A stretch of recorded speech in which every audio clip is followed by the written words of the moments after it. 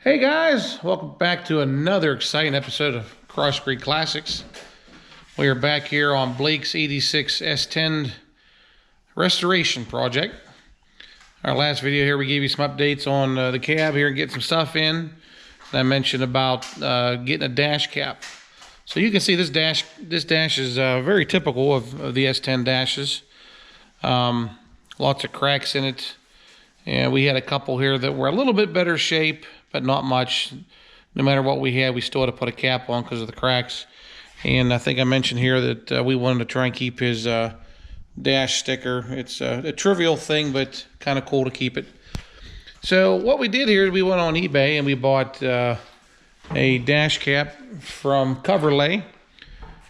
Read about them. They were pretty highly recommended. And we picked this up.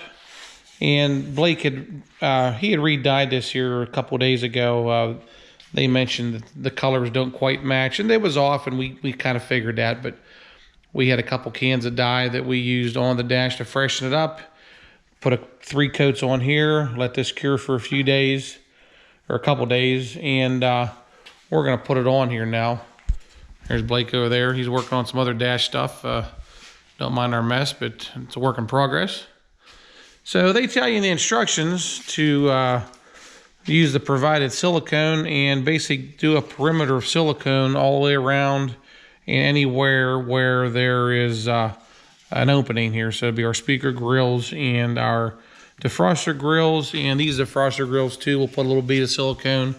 They don't want you putting anything in the center for warpage, and I understand because these dashes get really hot in the summertime. So we're going to get this installed here. I think I got to do some trimming right around in here, around where the gauge pod goes.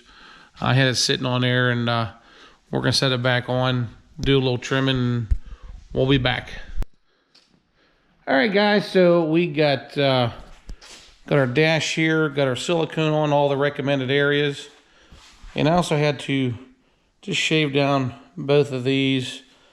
We kind of test fitted it, and when we put the dash cluster bezel in, it because this is kind of tight here, it wouldn't go in, so we just shave a little bit off, test fit it again, and looks a lot better. So got Blake here. We're gonna grab this thing and we're gonna throw it in place and see how it looks.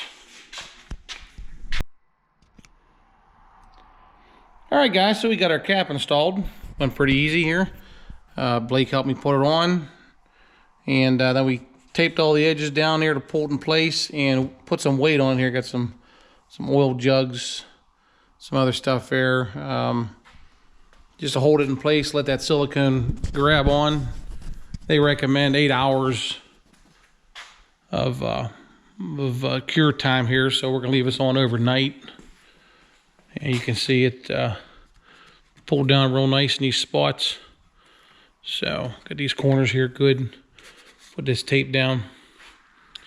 So we're gonna check this thing out tomorrow and see how it looks. All right, guys, so this dash is, this cap has been drying for about a week. Since then, we've got a few accessories on the dash. We got the gauge pod here in, got all the vent trim, the glove box door, and really happy how this thing come out. It really doesn't look like a dash cap when you look at it here. You know, it's really lines up nice. Had to trim a little bit here. We got to touch that up there. Coming around the back, or coming around the front, you can see everything fits real nice here.